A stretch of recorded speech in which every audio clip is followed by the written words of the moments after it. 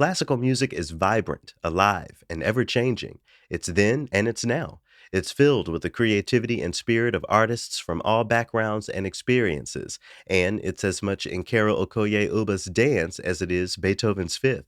Noteworthy stories by WDAV Classical Public Radio celebrate the rich diversity of classical music's past, present, and future, and they're hosted by me, Loki Karuna. Check out this week's noteworthy artists and catch up on past episodes at noteworthyclassical.org.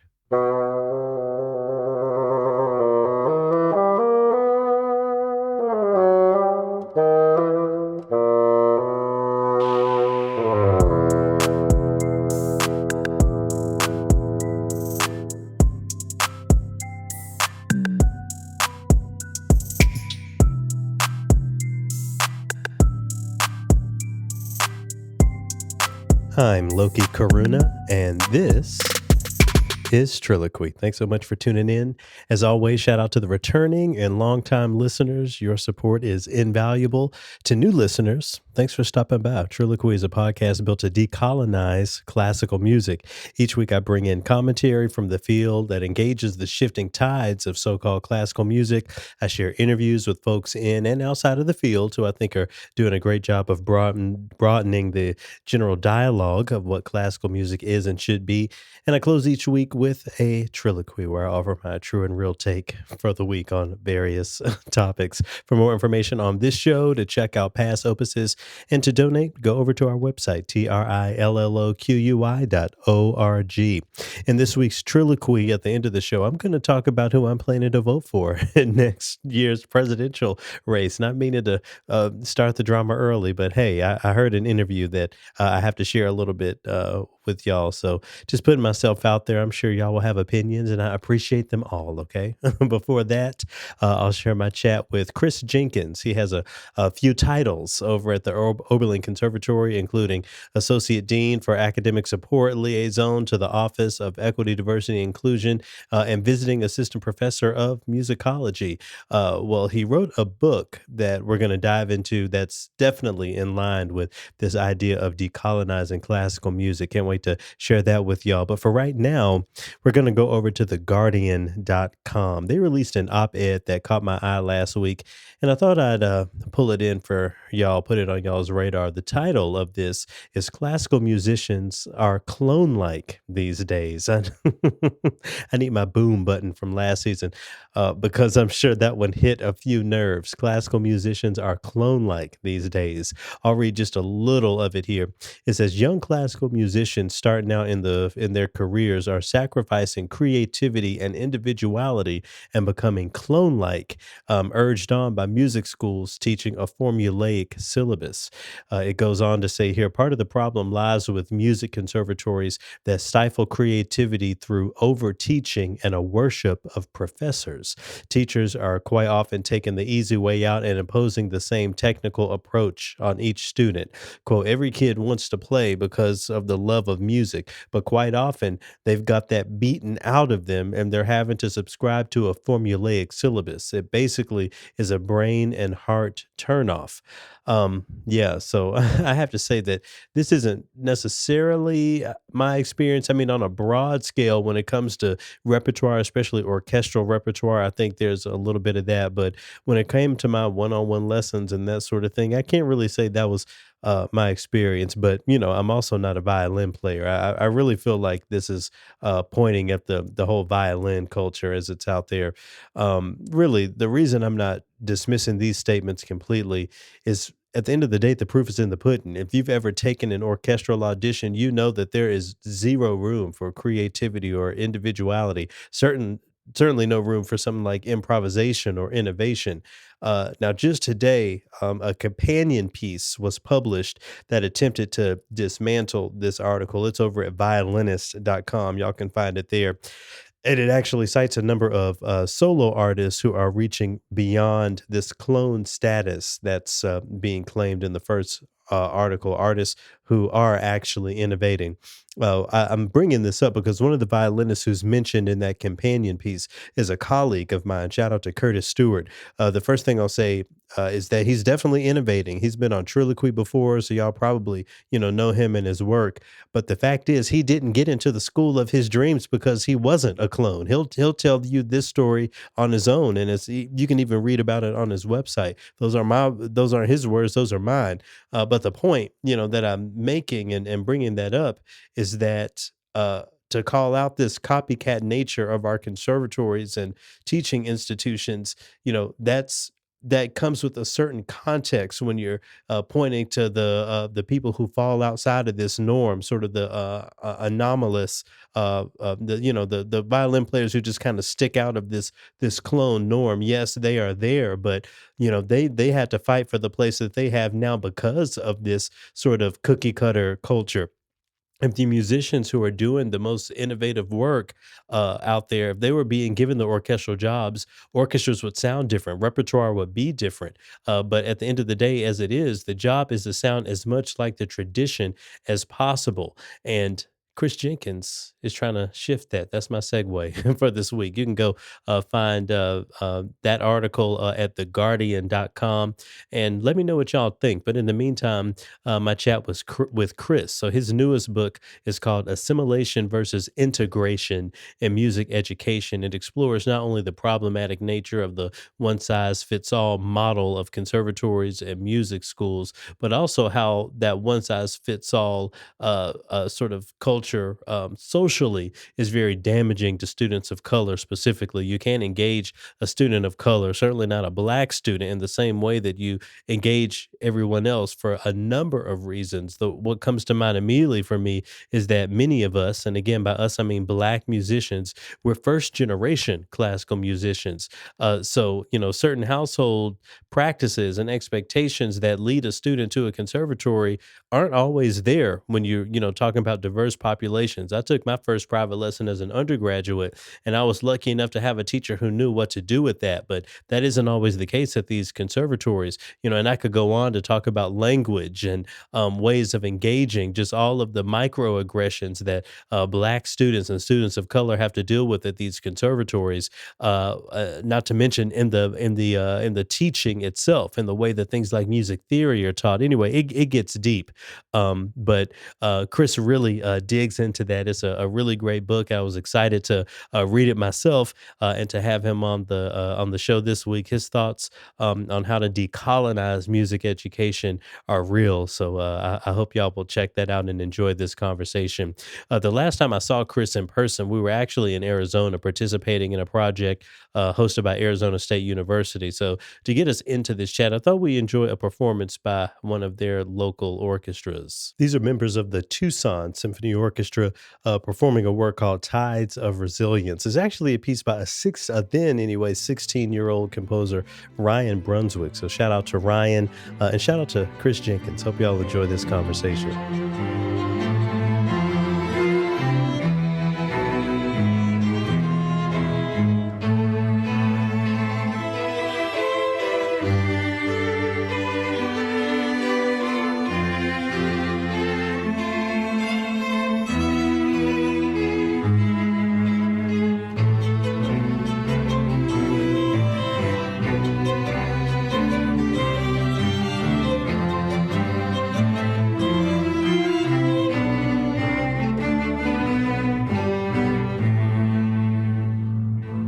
I wonder from your perspective, how engaged are conservatories in the conversation of white supremacy really being at the core of the practice, at least today?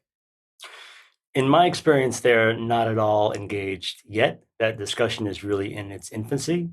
And I think that has to do with just often a persistent misunderstanding of the term. That when we're talking about white supremacy, we're not talking about whether or not there's a Confederate flag in the room. We're talking about the elevation of mainstream white norms, standards, values, um, things of this nature. And I think that's a lot more difficult for especially well-meaning white musicians, many of whom think of themselves as liberals. It's very difficult for them to understand the extent to which their own beliefs may be perpetuating and supporting white supremacy. And that's been my experience certainly in conservatories. I had a journey, I would say, of coming to understand much more deeply what it is that I do as a musician and as someone who supports students of color in a conservatory. And that was very difficult. And really, it was because of my students and because of the nature of Oberlin, where I teach, that I was able to have that journey. But I started off and I had students who would come and tell me their experiences and the struggles they were going through and the microaggressions they were experiencing or the macroaggressions they were experiencing, right? Mhm. And my standard response was always, you have to be tough, you have to deal with this. Strong Black people have dealt with this for generations. This is what we do, right? And they would tell me things like, but I don't want to do that. Why do I Mhm. have to do that? And of course, at first I thought, well, these students are weak, right? As older people usually do. Why aren't they tough enough to deal with this? And it took me a while to realize that they were right, that I was the one who was wrong, because they were simply demanding the right to be free from having to do that, from having to adjust themselves, from having to assimilate into the system. And they were saying, why can't we be accepted as we are if we're being recruited into this system? And the fact that I think conservatories are struggling to deal with curricular diversification. They're struggling to deal with hiring. They're struggling to deal with many aspects that are racialized of the conservatory experience. That really speaks to the extent to which that conversation around white supremacy and the understanding of white supremacy is part of the everyday fabric of American life and American culture, including classical music, the extent to which that conversation is just beginning. Is I want to pull on the thread of this idea of, oh, we went through it, so y'all need to go through it as well. That extends far beyond the conservatory. But for the sake of this conversation, how much of your work is dismantling that for the older generation of, let's say, Black teachers or Black musicians? Do you consider that a part of this work as well? That definitely is a part of this work. Uh, but also, I'm dismantling that in myself Mm, because I've only really become aware of this in the past few years, right? The extent to which we all build up these tolerances, right, to the things we experience. And then we come to account for those as a natural part of life and even a benefit. And they may be, I'm more resilient than most of my white colleagues, I think, right? As we are, right? mhm. So that's a benefit. And also, it was the result of experiences that I didn't have to go through and that students today don't have to go through either. So I would say that isn't work that I've really started with any of my Black colleagues just because I'm starting to understand it myself. I don't yet have the leverage or the vantage point to tell other people how to go through that journey. Mhm, mhm. Yeah, and we're gonna get back to, well-meaning Black musicians a little later on in this conversation, but, as much as I sometimes enjoy, throwing all of the so-called classical field into the same bucket, it's hard not to recognize that institutions like orchestras are expanding their offerings for, more diverse audiences, whether it's movie concerts. We're seeing a lot of orchestras take on hip hop pop shows and those sorts of things. But I think it's still safe to say that we don't quite see that from the conservatories. What do you think contributes to that lack of cultural equity, specifically within conservatories? Yeah, so the reason that I would push back a little bit on that idea, the idea that conservatories, or rather that orchestras, are beginning to diversify, is partly because I think the main or a main impediment in conservatories to diversification is the reliance on the structure of the orchestra in many ways. And I'll expand upon what that means, right? So in one way, conservatory admissions is very reliant on the orchestra. People don't really know this, but who is able to get in a given year to the conservatory is dependent on what the orchestra needs, right? Because the large ensemble has to be filled. So, also in theory and history, right? We study composers, Haydn, Mozart, Beethoven, who have written large scale symphonic works with the idea that all students are going to play those works at some point, right? So the orchestral rep, the standard rep, to a certain extent guides what we do in our academic courses, right? And then in terms of style, we need to learn the style of the composers that we will play in orchestra, usually, right? So to a fairly large extent, oh, also because orchestral playing does not require or forbids improvisation on the solo Hmm. level, right? That can't be a requirement because students are presumably are going to get orchestra jobs, right? So the curriculum is also often constructed with that end goal in mind, right? So the orchestra determines who gets in, how they get in. It determines to some extent what we study while we're there, and it determines what the faculty want us to do and how they structure the curriculum, right? Now, besides that, I would argue also that, as Bruno Nettle observed in Heartland Excursions, talking about the structure of the orchestra, it itself has a relationship with racial capitalism in that the way that it's set up in terms of the rank and file, the principal players, the extreme hierarchy, right? Nettle observed that it mirrors many economic systems that are exploitative, like the plantation system, the military, the factory, that idea of extreme specialization, right? And the idea that the individual player cannot actually get together with other players and put together the entire construction, right? Only the conductor gets to do that. So there's extreme reliance on a central authority figure. All that is anti-community. And it's anti-community in a way that I think is antithetical to a lot of the cultural values that African American and Latinx students are bringing into conservatories. And let me ask you this, because you made that you cited a comparison of the orchestra to the plantation. And that's something that I can hear, something that I can dialogue with. But as we both know, there are so many people who would have an emotional or a visceral reaction to that. What are your ideas on getting past the emotional aspect of these dialogues and really getting down to the nuts and bolts of what needs to be changed and what needs to be engaged? Yeah, that's a really good question. And part of the reason that I've been called upon sometimes to engage in these kind of dialogues is because, for better or worse, or accurately or not, I have a reputation for being able to soft pedal certain kinds of conclusions like this one. But the more I talk about these things, the more I find it difficult to do that. So let me try to do that.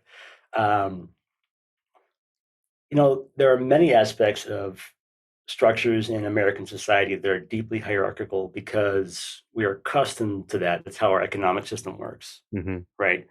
It's organized that way because it's most efficient.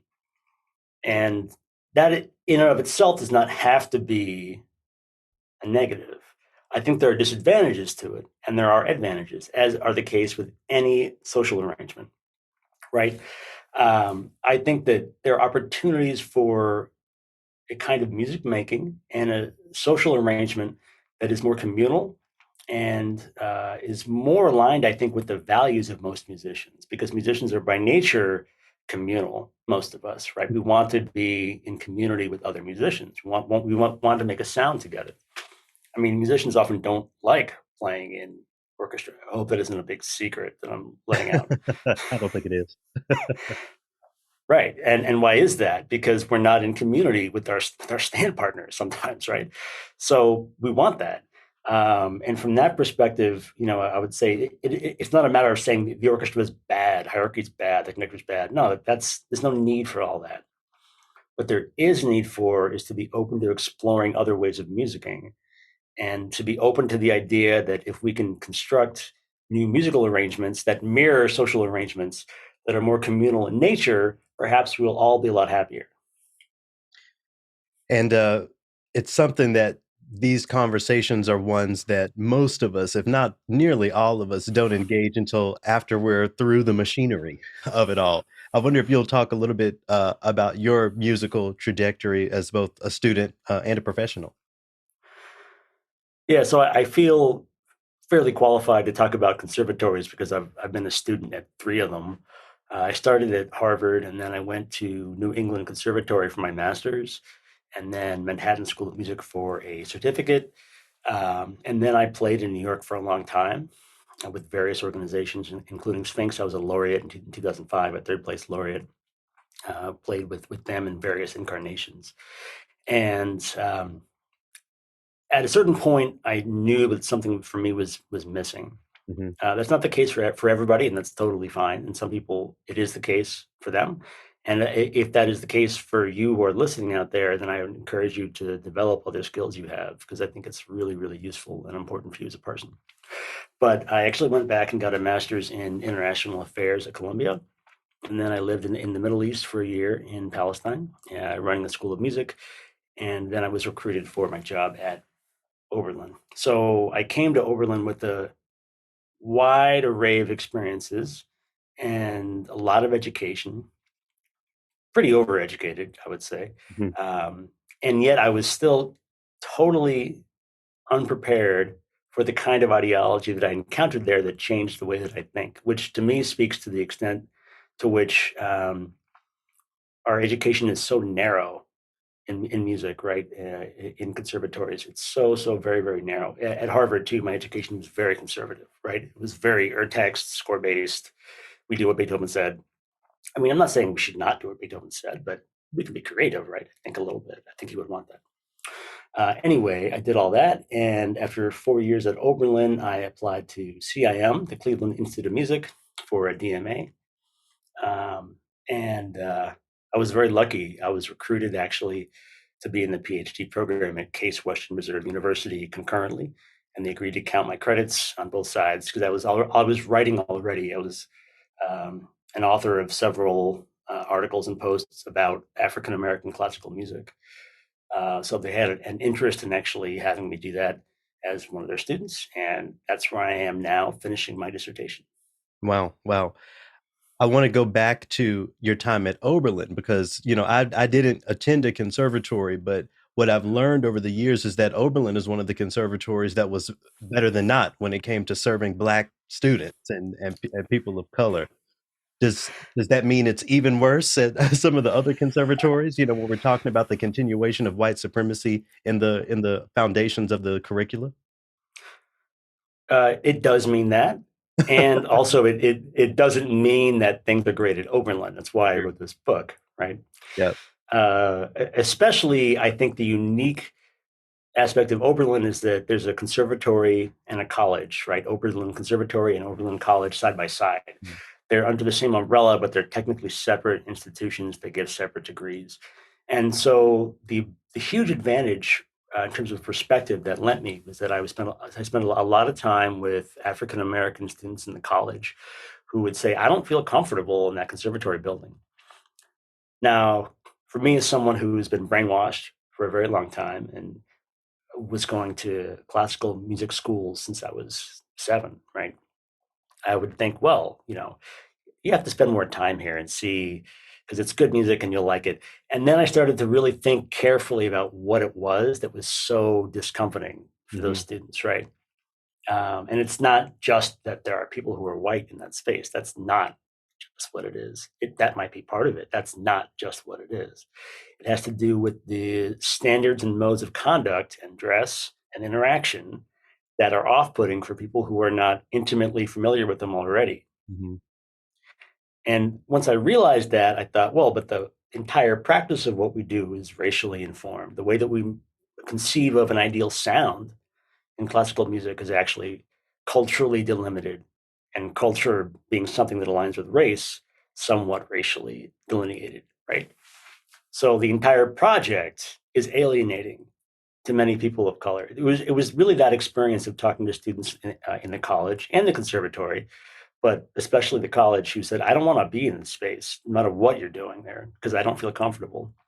And truly, to identify what that was what helped me get on the path to writing this book. So was there a final straw that broke the camel's back in your dialogues that inspired this book, or did things just build up for so long you decided it was finally time? No, there was a straw. It wasn't quite a straw. It was really a moment. But I was, as I'm sure you are, endlessly as we all are, called upon to be on a panel about diversity in classical music, and this was going to be in LA, and it was a perfectly fine panel with very nice people, and we had a phone conversation to prep beforehand. Now, I should say also I had gotten connected to the American Society for Aesthetics before that Mm. and given a presentation on classical music, African American classical music, and was thinking already about aesthetics and what that really meant. And I think I had probably gotten funding to write an annotated bibliography for them, which I produced in 2017 or 18. Um, and I remember I was on this phone call to prep for the panel, and there were three of us, and one person said the usual thing that we always say, and the next person said the thing that they always say, and I said my thing that I always say. We're trying. It's getting better. There are more of us doing this every year. And then I thought, I've been saying this for 20 years. Mhm. This is this is some bullshit. I can't continue just to say this because it doesn't ring true anymore to me. Right? I can't. Something is wrong. And I started thinking about it, and this single idea struck me that the aesthetics of classical music do not resonate with many African American and Latinx people. Mhm. And so inclusion as we currently practice it is a project of assimilation. Just that idea struck me. And that idea is the thesis of the book. It's the core of the book. It pretty much everything that I've written online for the past 5 years, that's been the core of those works. I feel badly about it now, but I went to LA after we had that prep session. And the first guy, all great guys, people who were luminaries in their field, right? Stood Mhm. up and said his thing, and the next guy stood up and said his thing. And then I stood up and I said, I have to disagree. I'm really sorry for my colleagues. I have to say, we are assimilating students, and they're having often, a really bad time in conservatories because we're not being cautious or thoughtful in any way in how we do it. And it's a terrible experience, and they're being assimilated, and we should not practice it this way. And I got a standing ovation, which suggested to me that maybe I was onto something, maybe. And the dam kind of burst. People in the audience saying, "Yeah, what I had this experience, I had that experience." Right? I mean, there was actually one person from a major symphony orchestra who talked about how they had hip hop night at the symphony, and that was the night when the hall hired extra security and metal detectors. Of course. Of course, right? So what kind of inclusion is that?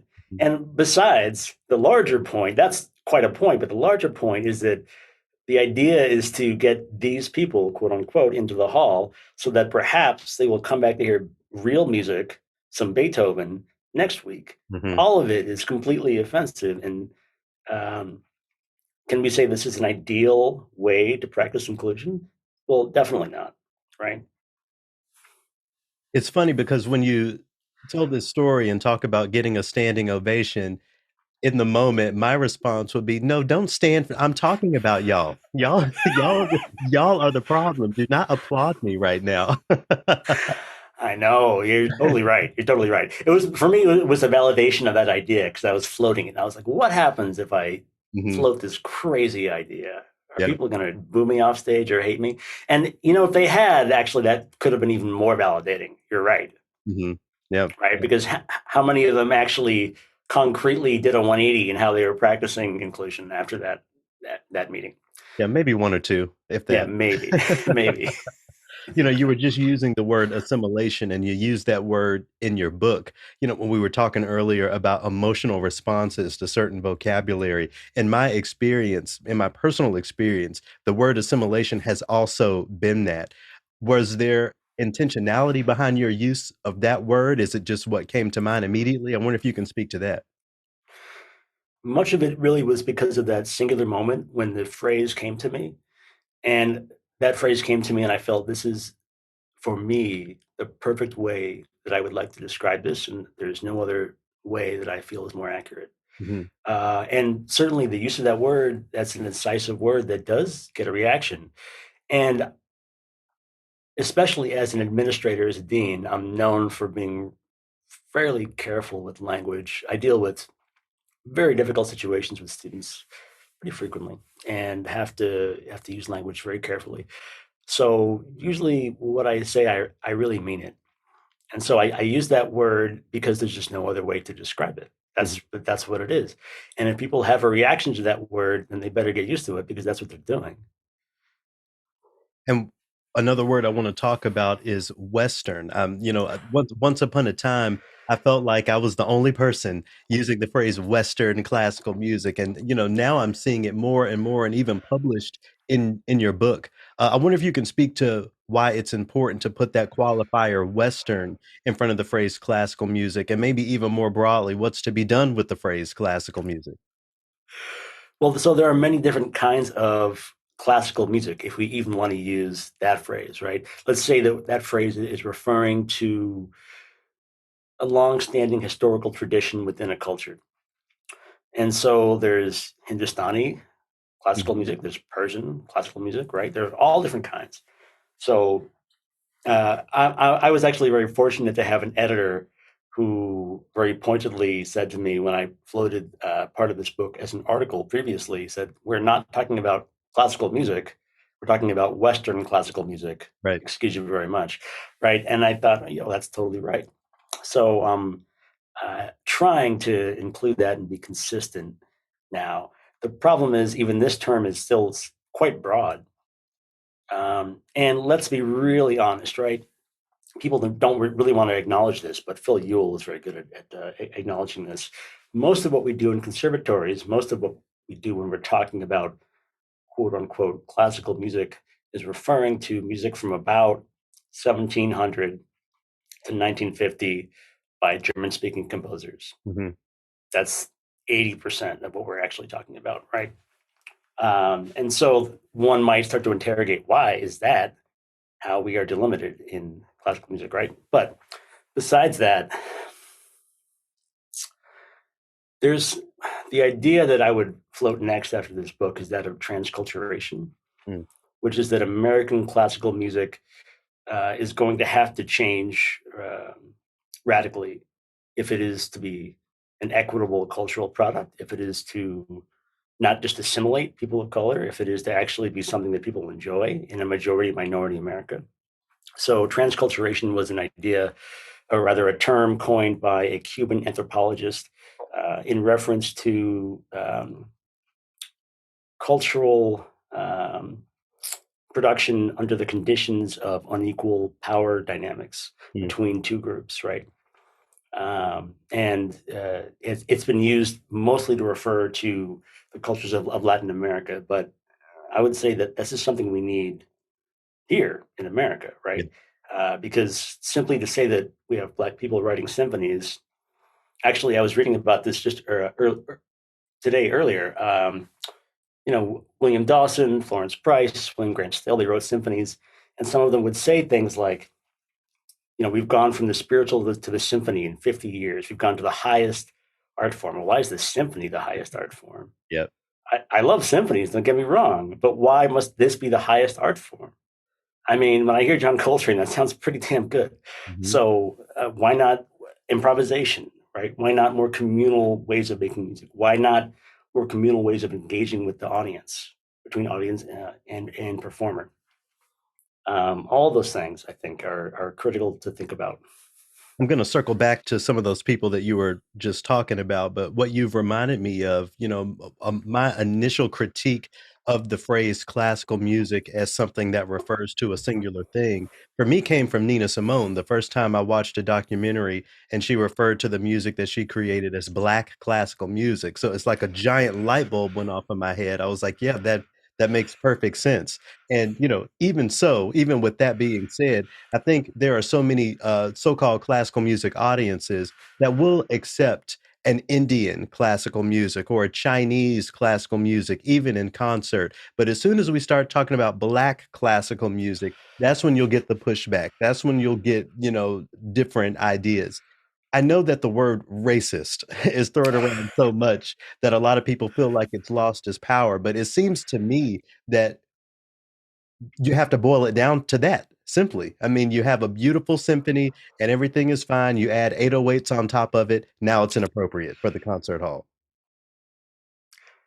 So, for ages now, Black identity has really served as the shorthand, as the opposite to white identity for mainstream white America, Mhm. right? It's been the other, the thing that cannot be accommodated. And this is a problem because again, as we move into the space of a majority minority America, white America is going to have to start accommodating Black American and have to start finding productive ways of integrating culturally. I don't see any other way for that to happen. That's been happening already. You can't leave your house without hearing Black music. You can't walk down the street. You can't go shopping. It's everywhere. That's what pop music is, right? Afro-diasporic music dominates the globe. And of course, the resistance to actually recognizing that, right, is a problem. Um, so yeah, of course it's racism. Of course, yeah, of course it is. But I actually want to say the problem is so much bigger than that, because when we say racism, same as white supremacy, we think of someone being racist, a person who is making judgments based on race that are pejorative and negative, right, of an individual. Mm. And then, of course, it's much bigger than that. There's systemic racism, but it's still, I think, a lot bigger than that in terms of the white racial frame, which Phil Ewell invokes, and in terms of how white norms, especially culturally and aesthetically, have come to still guide our judgment of culture. So Robin James talks about this, how the aesthetic is political, and it's one of the most powerful. Sorry, I'll say it again. Robin James talks about this, how the aesthetic is one of the most powerful political tools because it's really insidious and you can't see it. But the aesthetic communicates political values, ideas about society, about the self, about gender, about sexuality, right? All those things are subsumed within the aesthetic, within culture. And to the extent to which white culture is determined to make itself the diametric opposite or to define Black culture as its diametric opposite, it's going to be very difficult and quite a struggle for white culture and for white people to adapt in the future. So circling back to some of those historical Black composers you were talking about, the Florence Prices, the William Levy Dawsons, even in the most, how can I say, Black centric manifestations of their work, William Grant Still's Afro American Symphony, William Levy Dawson's Negro Folk Symphony, even through that framework, we're talking about music centered, at least rooted in Eurocentricity. I understand the importance of highlighting those composers, especially for folks who have never heard of them. I'm still meeting every day, in my work, people who have never heard the name Florence Price. But what's the next step? Are we not still talking about Eurocentric music, even when we platform these historical Black composers? So here's why I would argue we still are talking about Eurocentric music, even if it's by Black composers, especially composers from that era. And not every Black composer, but especially, I think, from the early 20th century. Um, this is a difficult concept for many people, but it's important to look at musical structures as embodying, as I mentioned, certain political and social ideas. So in the orchestra, that has to do with hierarchy. It has to do with how societies should be organized, how people should relate to one another, right? That ideal of efficiency versus communication, because you don't talk in the orchestra, right? And I contrast that with, say, George Lewis and the AACM, the Association for the Advancement of Creative Musicians, right? The idea of a communal music making where every voice is included. In fact, we know that these are values that African Americans took with us across the ocean because in many African cultures, communal decision making is extremely important, right? These are values that are just different. That's the case, I think, for many Hispanic cultures as well, right? So the way in which the orchestra is formed communicates certain implicit ideas about society that align with culture and race. The music itself, in terms of sonata form, other structures, also communicates certain political ideas. So, sonata form being the best example, it is essentially a dynamic adventure of the hero, right? The primary theme and the primary key, the key of one, is our hero. The hero goes on a journey. And essentially, sonata form is organized to provide us with a narrative about the victory of the hero. I should say the hero also, by the way, ventures tonally about as far away as he can get. The theme also being masculine. In fact, the secondary and primary themes had been labeled masculine for the primary, feminine for the secondary by theorists, by A.B. Marx in the 19th century, right? Because of the nature of those themes. If you listen to them, Mozart, very easy to hear. The primary theme is masculine in its assertiveness and aggressiveness. That is stereotypically masculine for what they would have thought in that time. And the secondary theme is usually more luscious, more beautiful, usually in a softer dynamic, right? More connected. So the hero in our primary theme ventures as far away as he can get to a foreign land, the key of 5, to encounter something beautiful. And then we get into the development where he wrestles with dragons and he has to overcome challenges and obstacles, which we all can relate to. Mm-hmm. And then he returns home to the key of 1. And what does he bring with him but the feminine secondary theme, right? So it's essentially a military conquest, right? Where he goes abroad, finds a beautiful woman, kidnaps her, and takes her home.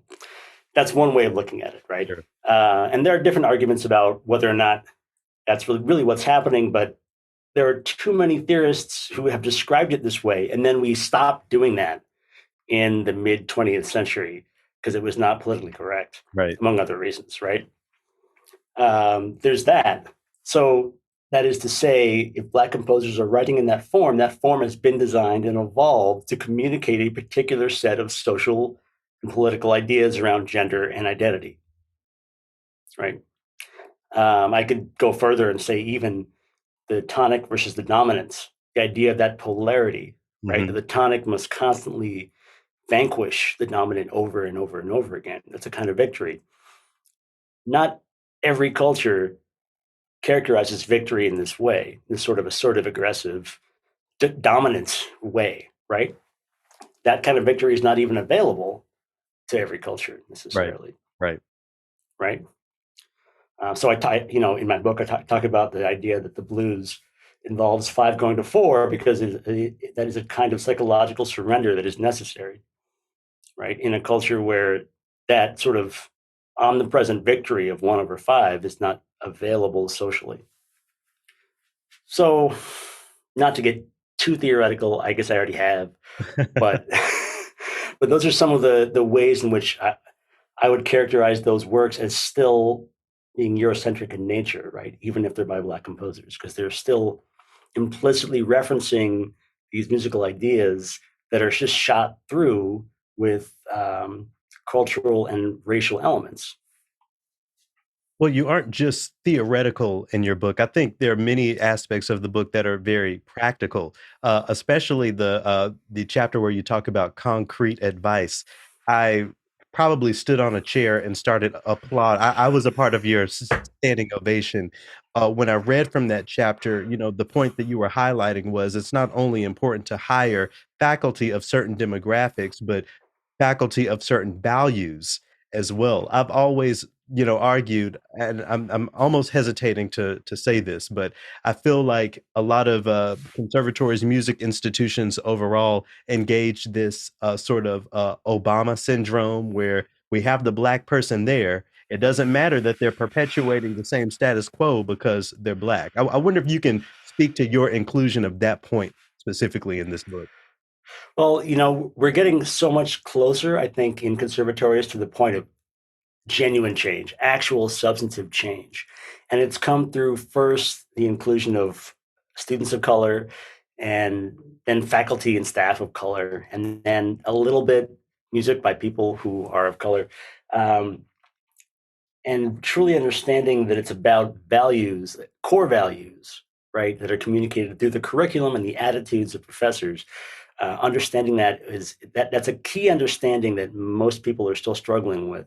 Mhm. But we all, those of us who have gone through these systems, people like myself, for sure, right, have been assimilated, and so then we're likely to reproduce the same ideas that are already existent in the conservatory without other kinds of instruction or guidance, right? And so that's not helpful for students. They may feel supported by us. That's great. They may feel comfort and safety with us. That's really great. But are they taught to think in a way that helps them be free? Hmm. Are they taught to search for freedom? Because otherwise, we're all just caught up in this system that has, in many ways, imprisoned us, and at the very least, limited our opportunities and our ability to draw upon our own native convictions and artistic ideas as inspiration. Right, we're cut off from that. That's what the training does.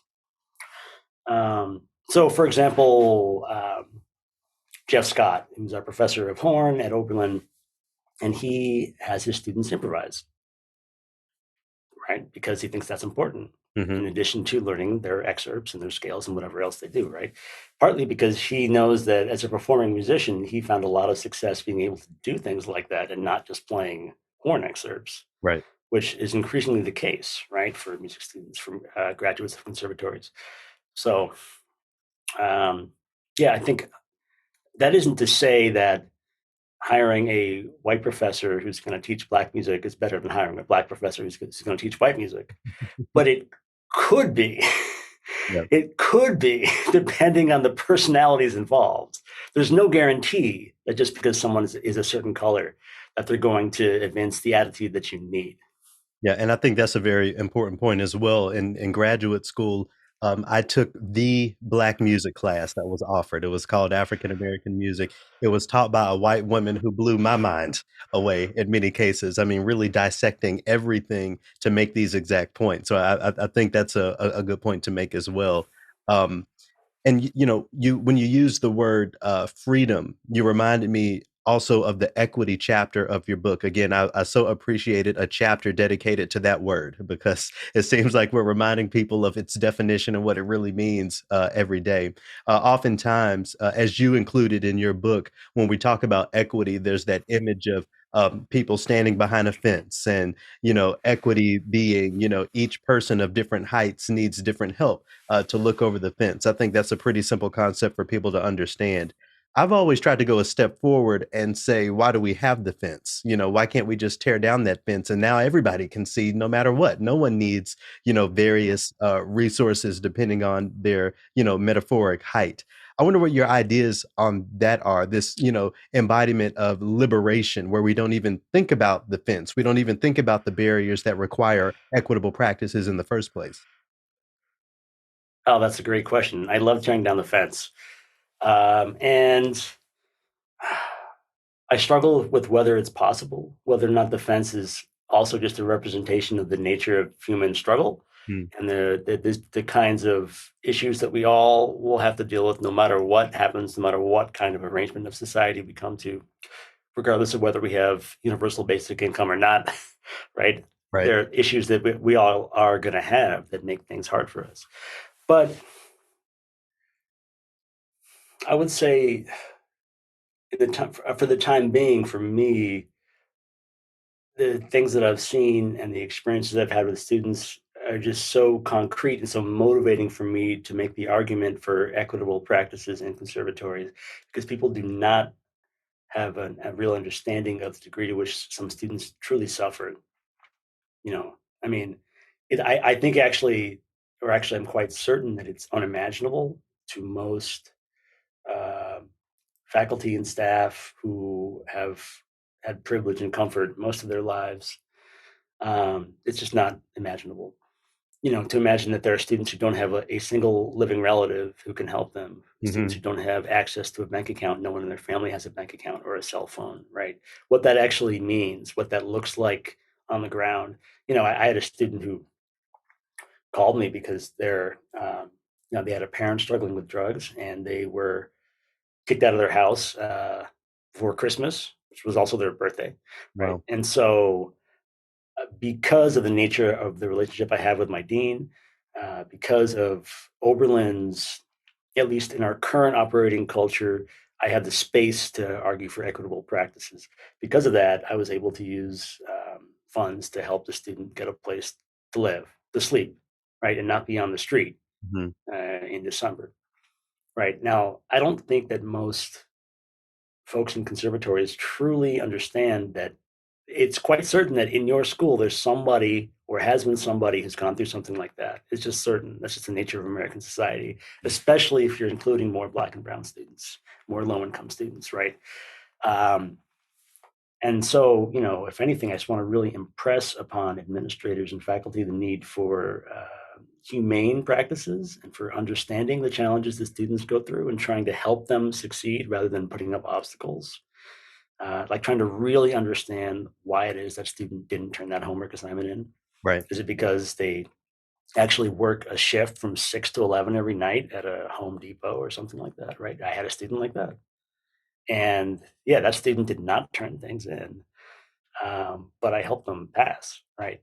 Because that student was working hard and studying and trying to do the work. There were just so many obstacles, Yep. right? Yep. So, that for me is a really, really important point and the most important part of my work at Oberlin. And the privilege that I've had has been to work with students like that who are so inspiring because they're getting over those kinds of obstacles themselves, right? And most of them don't even know to ask for help. They don't know. I have to find them and say, hey, you know what? I think you need some help. So, has the Supreme Court made actions like the ones that you just described more difficult for all of us? I mean, that's something that we're definitely talking about in my circles. How do we continue with demographic based eligibility criteria or just everyday equitable practices in light of what the highest court in the country has struck down? For folks who don't know, affirmative action. What do you think will be the impacts of that decision specifically on the arts and our equitable initiatives? I think it's hard to tell thus far, really, what the impact will be because it really depends on how it's enforced. And I would emphasize that equity practices, first and foremost, do not align with protected categories, right? With demographic groups, they have to do with finding out what a specific person needs to succeed. That often has to do with income, which relates to race, but is not predictive, right? Mhm. Uh, so, there's no need to think, well, no, I can no longer give Black students X, or I can no longer give students who identify as Y X. That's not how it works, right? Try to figure out what each student actually needs, right? Depending on their circumstances, their personal circumstances, not their identity. So, from that perspective, equity practices should not be impacted at all if they're being practiced correctly, Mhm. right? Um, Besides that, frankly, the one hope that I have is these institutions are still going to have to continue to diversify, if only because American society is becoming more diverse. Mhm. There's no escape from that reality. And so, if demographic inclusion is no longer the pressure release that it used to be, then they may actually have to begin diversifying in terms of their curriculum and values Yep. in order to entice talented students of color, which would not be a bad thing. It seems like the ignorance on these topics is the one of the pulling points. I mean, if I thought the way that I thought now, all of my, factoid learning aside, when I was a 17 or 18-year-old, I don't know if I would have been here in the first place. I'd have gone to Howard or some other HBCU and done something else. It's really interesting. It seems like, no matter how embedded we are in this work, we're always playing catch up because at the end of the day, we are a result of this very system that we're trying to dismantle or at least transform in some way. Absolutely. And so that's why also I would say that young people have no obligation to listen to us or to me. Because honestly, everything that I'm saying is really a distillation of certain ideas combined with things that young people have told me. So ideally, this is more um their message, or rather, I have accurately portrayed the message that they've been trying to tell me. Mhm. That's also why the last chapter of the book is all transcripts of interviews with students, because I think that's much more compelling than what I have to say. You have to hear it from them. That's what I've been hearing, and that's what I'm trying to distill and tell people. I have a couple more questions for you, but before I ask those, how can people check out your book, buy it, read it, and support your continued work? Yeah, it's on Amazon. You can find it there. Assimilation versus Integration in Music Education. It's also on Rutledge's website. You can search for it there. Um, I'm sure it's on a variety of other sites, but I also have various blog posts that speak to these ideas, and the ideas are more important than just buying my book. So if you'd like to hear more about what I'm talking about, just go to Medium and Google my article on racialized aesthetics in classical music, or my post on aesthetics for birds. Is classical music racist? An aesthetic approach. I have an article in the journal Act and some other places. So there are lots of places. If you think these ideas are interesting and you want to learn more, there are lots of places where you can get access to them. So, as promised, I want to circle back to the well meaning Black musicians. So, something that I get a lot of pushback on, but that I feel so solid in is the fact that white supremacist systems need our affirmation and need our participation so that there's the creation of the good ones. Or you see, there's no problem here. We have, insert Black musician in a major orchestra. What are you talking about? I wonder what your response is to this phenomenon. What is the responsibility of, and I'm not going to name any names in particular, but what is the responsibility of the the Black principal musician of insert orchestra, or the Black dean of this school of music, or Black folks in positions of power who, from the perspectives of folks like me, are actually perpetuating the system more than they're dismantling it. Yeah, so that's absolutely true, and that's part of what spurred me to write the book. What I'm trying to communicate in the book, that idea that demographic diversity is not the answer. It is the answer to the extent that it is producing or has the potential to produce people who think differently. It has that potential, right? Um, so that's a positive. To the extent that it's simply replicating the same training for people of color, that is not something I would frame as a positive. Mhm. Not that people of color should not be able to play Mozart and Beethoven and Bach. We should, we do, we can, and we will. And I really think we should move past that question. I think generations now are moving past that question. It's not a question of whether or not Black people can play Mozart. What are you talking about? Of course we can play Mozart. Yeah. The question does not even exist anymore. That's a question I think that older people are still trying to answer and trying to prove to themselves because of the conditions in which they grew up. That is no longer the question. The question is, how are we going to be free and find freedom in our music making that is an authentic representation of ourselves, and not have to suppress parts of ourselves as we undergo our training. I think all people, I think, because it's so conservative as a environment, right? The conservatory is a conservative environment in its power relations and its approach to culture. So all people, I think, feel some measure of having to repress parts of their identity that don't resonate with that environment when they're there. But that's much greater for people of certain identity groups, right? Especially people of color. So how can we be free of that, right? I mean, for folks who are in those positions, I think, many of them know what I'm talking about. It's just a matter of what is possible to do, Mhm. right? And most of them also have become accustomed to ways of operating that work for them and work for their institutions, and so they push their incremental change where they can. And I can't fault anyone for that. That's not a bad thing. But and I can't say either that dynamic action is possible or um, you know ideal in anyone's given situation, because it may not work, right? Mhm.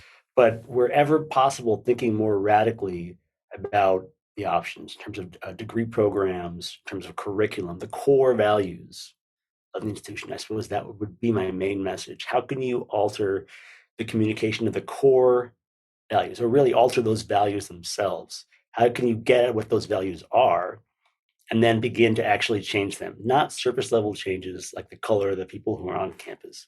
That's great, but the core values are exclusionary. So think about how you can identify what those are at your institution and how you can change them. Is this gonna make us free? I feel like that's just the question that needs to be asked before we pick up our instruments, choose repertoire. Any Is this gonna get us a step closer?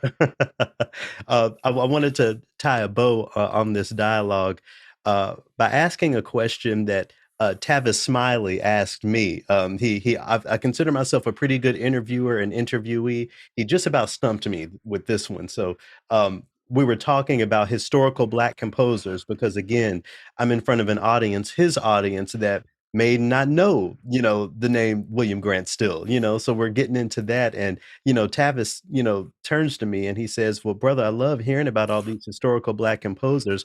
Who are they writing this music for? And and that was another light bulb moment for me, and I traversed the question, I think, just fine. But I wonder what your reaction to that question is when we hold up these historical Black composers, maybe even the contemporary ones. The concert hall is still predominantly white. At the end of the day, historically and today, who is all of this work for? We can talk about diversifying classical music. We can talk about dismantling status quo within classical music. Is it all not just for white people at the end of the day? Absolutely, it is. And that's why demographic diversity is not the answer, right? I mean, again, there are Black composers who compose in a style that communicates different social and political values. And that's a bit different. Thinking about, and still I think has done that in certain cases. Price has done that in certain cases with their references, right? But, I know that for me, I could go to a Black student at Oberlin who's not in the conservatory, and I could say, hey, we're playing some William Grant Still in the concert hall next week. You want to come? And their answer would be, but everything else is the same. Mm-hmm. The only difference is that the composer is Black, and that's good. I'd like to know more about that, maybe. But tell me why I should engage in this experience, in this listening experience, in this aesthetic experience, because every other part of it does not resonate with what I want to see in a listening experience, right? So that's why I'm talking about transculturation, talking about more radical changes that have to be made if we're actually going to call this a diverse art form that reflects the values of a 21st century America. That's what an American classical music should be, right? So it needs to reflect a more diverse range of musical practices and values.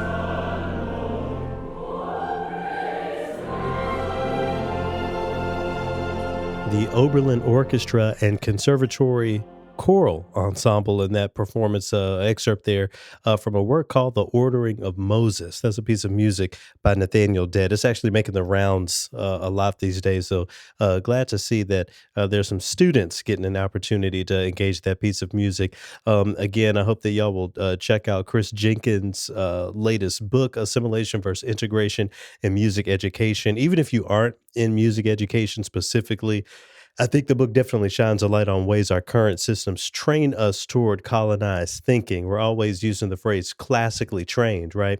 Well, now more than ever, it's time for us to challenge what it means to be trained, so to speak, and to push our teaching systems forward. So I hope that y'all will check that out. Huge thanks to Chris Jenkins. All right. So about a week ago, I heard that Cornel West was running for president. I'm rooting for everybody Black, so there wasn't much more that I needed to hear at that point. But I did take a listen to his latest interview on The Breakfast Club, and the way that he used music as a through line to make his various points, I thought it was really phenomenal. I wanted to share a little bit. Here's a little bit of that interview to give you an idea of what was being discussed and how he was roping music into the whole dialogue. Part of the problem these days, we got too many Black leaders who are no longer on the love train, they're on the gravy train. Ooh, they about the money. It's about their money. The Benjamins, Wu-Tang Clan, Cream. Cash rules everything around me. But it don't have to rule me. Rule everything around me. That's right. That's the genius from Staten Island, right? That's right. That's real. The highest standards that we set are our Black musicians. Black musicians are the vanguard of the Black freedom struggle, because it's in Black music that Black people experience a foretaste of the freedom that we want. the anthem of my brothers in prison for 41 years. It could be in Greensville and Poughkeepsie. It could be in Sing Sing. I've taught in Rawway. I've taught in Garden City. What's the anthem? Zoom by the Commodores. Freedom Dreams. I like to get away. Well, I like to get away. What you want to do? To get some distance from all these lies, this suffering, all of this pain, all these wounds and scars. And what you gonna do with it? I'm gonna make it better for everybody else, not just myself. And to be on the gravy train is to be in it just for yourself and forget about What it makes me think of is that classical music, again, has trained so many of us to think inside of the box. The musicians that Dr. West named there didn't even know a box, and that's why we're still saying their names today. In a similar way, I believe we've been trained to think that a two-party system is the only way and that a third-party candidate just isn't a viable option, so we shouldn't even try. Well, I don't believe that. Maybe Dr. West won't win, but he's getting my vote. I believe that we can shape our future, and that includes this political system. The powers that be want us to think that those of us on the more progressive side of politics have to vote blue as a means of keeping out the red. But I'm here to say that without student loan forgiveness or reparations, I really don't have much of a reason to continue in that mode of thinking. If you're planning on voting for Joe next year, great. I'm a huge, I'm not here to argue with you. I'm a fan of you. So I don't want no smoke. Same even if you're voting for someone on the other side. But I hope that, either way, you will at least imagine what it could be like to shift the political future of our country. If we all do it, it'll get done. It's as simple as that. If just some of us do it, it's not going to happen. We're going to be sitting in this same situation. Okay. And, maybe I'll change my mind this time next year and decide to cast a ballot for somebody else. But with my name change, with my move to New York and everything else that's going in my life, I believe that it's my responsibility to take a chance on us, take a chance on our future, on the most marginalized people who want things to shift for the better. I'm taking a chance on all of that, and on our ability to thrive in a world without this single political line splitting us down the middle. I believe that this can be done. And as we continue to think about ways to decolonize classical music, let's also think of ways to decolonize our political systems and everything else surrounding us. Thanks again for tuning in. I hope the political talk didn't scare you away this time. Pretty short there, but just something that was on my heart. Hope y'all enjoyed, and I will talk to y'all again next week, actually from my studio in New York City. So wish me luck on this little transition. Talk to y'all then. Peace.